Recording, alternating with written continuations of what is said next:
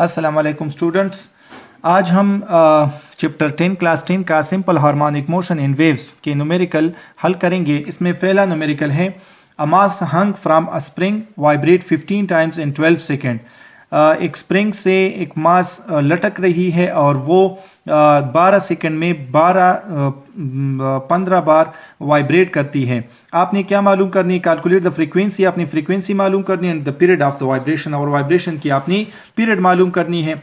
तो इसके लिए पहले डेटा जो है वो कलेक्ट करते हैं। नंबर ऑफ वाइब्रेशन हम बड़े एन से लिखते हैं और ये 15 है नंबर में, और टाइम फॉर 15 वाइब्रेशन, और इन 15 वाइब्रेशन के लिए जो हमारे पास टाइम है वो 12 सेकेंड है। और आपने क्या मालूम करना है? दो चीज़ें, पहले आपने फ्रीक्वेंसी मालूम करनी है और दूसरे आपने टाइम पीरियड मालूम करना है। तो आपको पता है कि फ्रीक्वेंसी के लिए जो हमारे पास वीलियो जो फार्मूला यूज़ होता है, number of vibration divided by the time, कितने टाइम में कितने वाइब्रेशन होती हैं उसके ऊपर डिवाइड करना है। तो नंबर ऑफ वाइब्रेशन हमारे पास 15 है और टाइम हमारे पास 12 सेकेंड है। तो इसके लिए हमारे पास जो वीलियो आती है 15 को अगर आप 12 के ऊपर डिवाइड करते तो 1.25 हर्ट्ज आती है। तो इसकी फ्रीक्वेंसी हमारे पास 1.25 होगी। अब दूसरे नंबर पे हमारे पास जो है वो टाइम पीरियड मालूम करना है। तो आपको पता है कि फ्रीक्वेंसी और टाइम पीरियड जो है वो रेसिप्रोकल है। तो टाइम हमारे पास टाइम पीरियड बराबर होगा 1 ओवर इफ, इसमें वैल्यू आप पुट कर ले t is equal to 1 over 1.25। तो इसमें आप 1 के ऊपर ये डिवाइड करने से जो हमारे पास वैल्यू आती है वो हमारे पास 0.8 सेकेंड है। तो इसका टाइम पीरियड जो है वो 0.8 सेकेंड है। क्वेश्चन नंबर 2 हमारे पास कुछ इस तरह है। Spring require a force of 100 newton to compress it to a displacement of 4 centimetre. 100 newton का फोर्स चाहिए ताकि हम एक स्प्रिंग को जो है 4 सेंटीमीटर तक कंप्रेस कर सके। What is it spring constant? इसकी स्प्रिंग कांस्टेंट आपने मालूम करनी है। तो गिवन डेटा में सबसे पहले इन्होंने फोर्स दिया है जो कि हमारे पास 100 न्यूटन के बराबर है, और डिस्प्लेसमेंट x जो है वो हमारे पास किस चीज के बराबर है? 4 सेंटीमीटर। अगर आप इसको मीटर में लिखना चाहे तो 100 के ऊपर डिवाइड करें तो इसकी वैल्यू हमारे पास 0.04 मीटर आएगी। आपने स्प्रिंग कांस्टेंट k की वैल्यू आपने मालूम करनी है। तो इसके लिए जो फार्मूला हमारे पास यूज होता है वो F is equal to kx है। k की वैल्यू हमने मालूम करनी है, तो इस तरह ये मॉडिफाई हो जाएगा f डिवाइडेड बाय x। अब वैल्यू पुट कर ले, k is equal to 100 divided by 0.04। इसके ऊपर डिवाइड करने से ये हमारे पास जो वैल्यू आती है वो 2.5 मल्टीप्लाई 10 पावर 3 न्यूटन पर मीटर आता है। तो इसकी वैल्यू हमारे पास इतनी आएगी। बढ़ते हैं क्वेश्चन नंबर 3 की तरफ। क्वेश्चन नंबर 3 हमारे पास second pendulum is a pendulum with period of 2.0 second. एक सेकंड पेंडुलम वो होता है जिसका पीरियड जो है वो टाइम पीरियड 2.0 सेकेंड होता है, 2 सेकेंड होता है सेकंड पेंडुलम का। How long must a second pendulum be on earth and moon? Second pendulum earth पे और मून दोनों पे अलग अलग कितना होगा वो मालूम करना है आप लोगों ने। What is the frequency of second pendulum at earth and on moon? और मून और अर्थ पे सेकंड पेंडुलम की फ्रीक्वेंसी क्या होगी? तो क्वेश्चन हमारे पास कुछ इस तरह है कि टाइम पीरियड इन्होंने दिया है 2 second.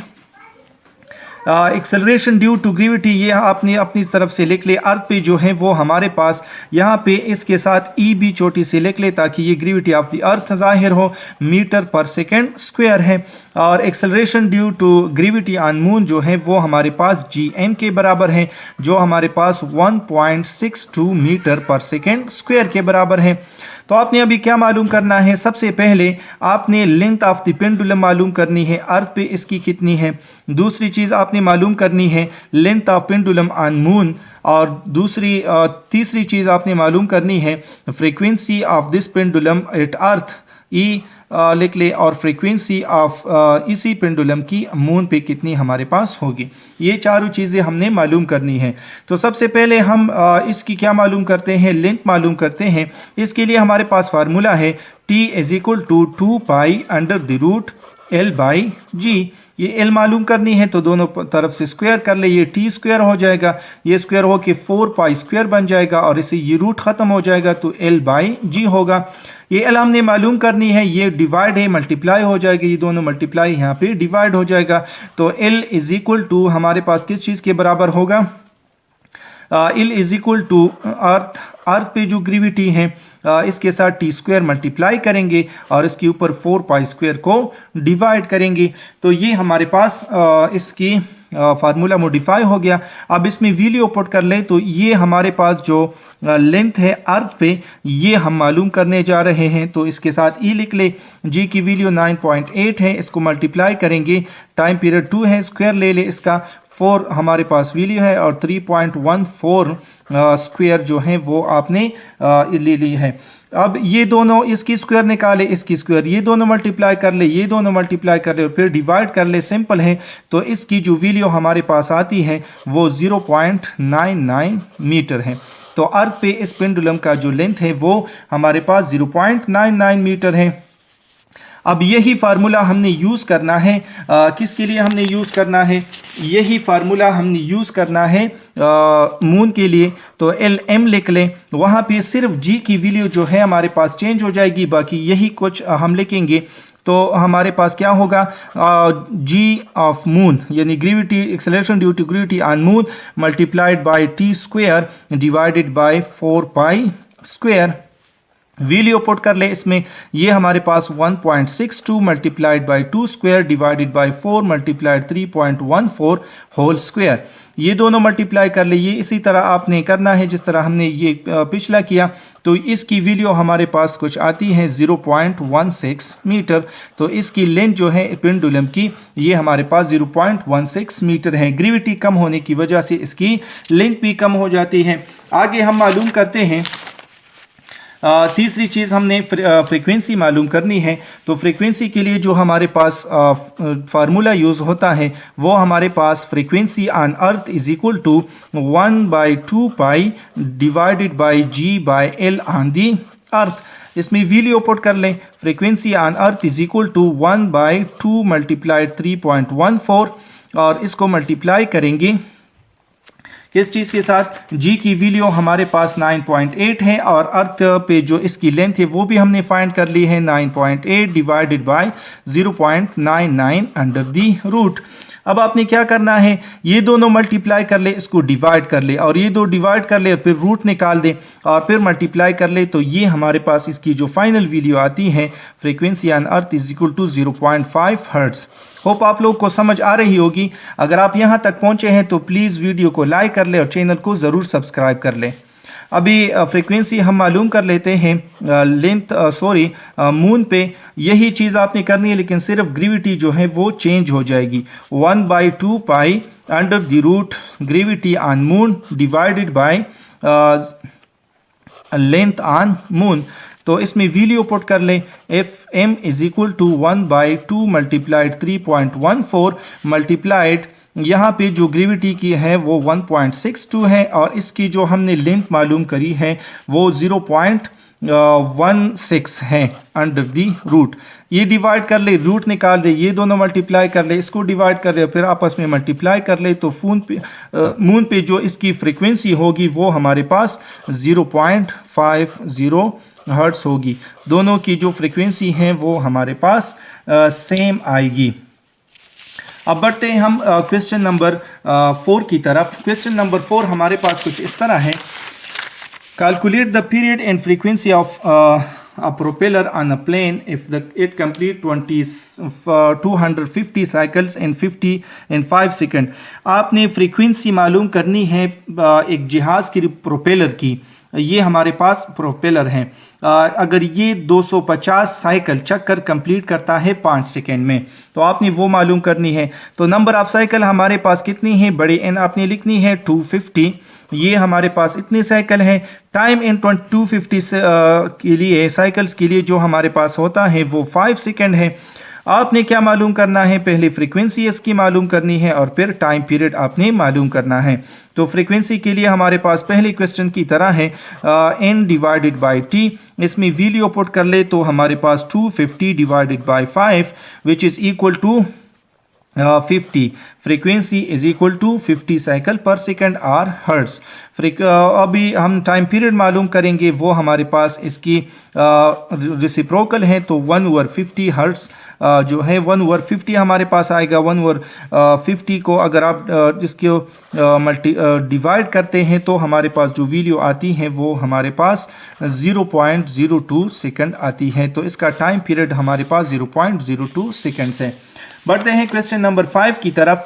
Water waves with wave length 2.8 metre. Water waves हैं जिसकी वेव लेंथ आपके पास 2.8 मीटर है। Produced in ripple tank. Ripple tank में इसको बनाया जाता है, प्रोड्यूस किया जाता है। Travel with the speed of 3.8 metre per second. और ये रिपल टैंक में इतनी स्पीड के साथ सफर करे। What is the frequency of the straight vibrator that produce them.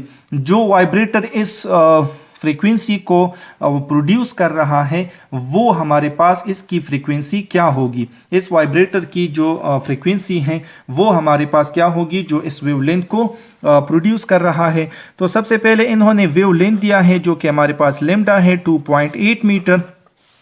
इसके बाद इन्होंने स्पीड दिया है जो कि हमारे पास बराबर है 3.80 मीटर पर सेकेंड। इसके बाद इन्होंने कहा कि इसकी फ्रीक्वेंसी कितनी होगी आपने वो मालूम करनी है। तो इसके लिए हमारे पास जो मशहूर इक्वेशन है इसके लिए v is equal to f lambda, यानी स्पीड बराबर है frequency multiplied by the wavelength. हमने फ्रीक्वेंसी मालूम करनी है तो frequency is equal to v divided by lambda. Value put कर ले तो v हमारे पास किस चीज के बराबर है 3.80 और इसको डिवाइड करेंगे 2.8 के ऊपर तो हमारे पास इसकी जो वैल्यू आती है वो हमारे पास 1.4 हर्ट्ज की आती है। बढ़ते हैं क्वेश्चन नंबर 6 की तरफ और क्वेश्चन नंबर 6 कुछ इस तरह है। The distance between successive crest and a series of water wave is 4 metre. जो हमारे पास सक्सेसिव क्रेस्ट है यानी एक के बाद दूसरा जो हमारे पास क्रेस्ट है वो उन दोनों के दरमियान का जो फासला 4 मीटर यानी इससे मुराद वेवलेंथ है। वेवलेंथ हमारे पास 4 मीटर है and the crest travel 9 metre in 4.5 second. और ये क्रेस्ट जो है 9 मीटर 4.5 सेकेंड में मूव करते हैं। What is the frequency of the wave. आपने वेव की फ्रीक्वेंसी मालूम करनी है। सबसे पहले इन्होंने जो फासला दिया है वो हमारे पास लिम्डा के बराबर है यानी वेवलेंथ है। वेवलेंथ हमें गिवन है 4 मीटर की। इसके बाद ये कहता है कि ये जो है 9 मीटर में 4.5 सेकंड में 9 मीटर का फासला तय करता है। तो इससे हम स्पीड निकालेंगे। डिस्टेंस ट्रेवल इसका इस हमारे पास 9 मीटर है और टाइम जो है वो हमारे पास 4.5 सेकंड है। तो इसी से इसकी वैल्यू निकाल ली v is equal to s by t. 9 metre divided by 4.5 second which is equal to इसको मल्टीप्लाई करने से हमारे पास जो आता है 9 को 4.5 मीटर पे डिवाइड करने से 2 मीटर पर सेकंड आता है। ये हमारे पास इसकी स्पीड हो गई। आप अपनी फ्रीक्वेंसी इसकी मालूम करनी है। तो इसी तरह क्वेश्चन है v हमारे पास किस चीज़ के बराबर है f लेमडा। f हमने मालूम करनी है तो v डिवाइडेड बाय लेमडा और इसके ऊपर जो है इसकी वैल्यू डाल दें। v जो हमारे पास 2 के बराबर है और लेमडा हमारे पास 4 के बराबर है। तो इसकी फ्रीक्वेंसी हमारे पास 0.5 हर्ट्ज के बराबर है। 1.2 और 0.5 हर्ट्ज। बढ़ते हैं अब इस चैप्टर के लास्ट क्वेश्चन की तरफ जो कि हमारे पास है। A station broadcast in AM radio wave whose frequency is 1230 multiply 10 power 3 hertz. एक स्टेशन जो है वो नशरियात फराहम करता है AM रेडियो की जिसकी फ्रीक्वेंसी इतनी है और FM रेडियो की फ्रीक्वेंसी हमारे पास इतनी है। आपने क्या मालूम करना है the distance between adjacent crest in each wave. Adjacent crest यानी एक के बाद जो दूसरा क्रेस्ट बनता है उसका डिस्टेंस हमारे पास कितना है वो आप लोगों ने मालूम करना है। तो एडजेसेंट जो है वो हमारे पास क्या होता है वो असल में वेवलेंथ होता है। तो हमने इसमें दोनों की वेवलेंथ हमने मालूम करनी है। दोनों के लिए हम क्या कर लेते हैं इसके बीच में एक लाइन लगा लेते हैं। जो गिवन डेटा है वो frequency for AM is equal to 1230 multiply 10 power 3 hertz इतना फ्रीक्वेंसी है। और फ्रीक्वेंसी फॉर FM जो है हमारे पास वो 91.9 मल्टीप्लाइड 10 पावर 6 हर्ट्ज है। इतनी हर्ट्ज दी है। स्पीड ऑफ द वेव इन्होंने जो नहीं दी है तो आप किस तरह कैलकुलेट करोगे। इसमें स्पीड ऑफ व्यू हम स्पीड ऑफ लाइट लेंगे, इतनी स्पीड से ये ब्रॉडकास्ट होती है, तो इसकी वैल्यू हम v जो है हमारे पास c के बराबर होता है, और c आपको पता है 3 × 10⁸ मीटर पर सेकंड के बराबर होती है। अब आपने दो चीज़ें मालूम करनी है, वेवलेंथ यानी लेम्डा आपने मालूम करनी है am की, जो कि हमारे पास क्या है, और यही लेम्डा आपने fm की मालूम करनी है। यानी स्पीड ऑफ लाइट हमारे पास स्पीड दोनों की एक है, आपने फ्रीक्वेंसी चेंज करके इसकी लेम्डा जो है वो मालूम करनी है। तो यही जो पिछले क्वेश्चन में हमने फार्मूला यूज़ किया है वही यूज़ करेंगे, v = f लेम्डा। लेम्डा हमने मालूम करनी है, तो लेम्डा = v/f, ये फार्मूला यूज़ करेंगे।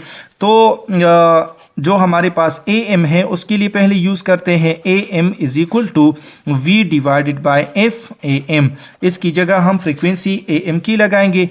तो लेम्डा am = v की वैल्यू हमारे पास 3 × 10⁸ है, और फ्रीक्वेंसी हमारे पास am की जो है वो 1230 × 10⁻³ हर्ट्ज़ है।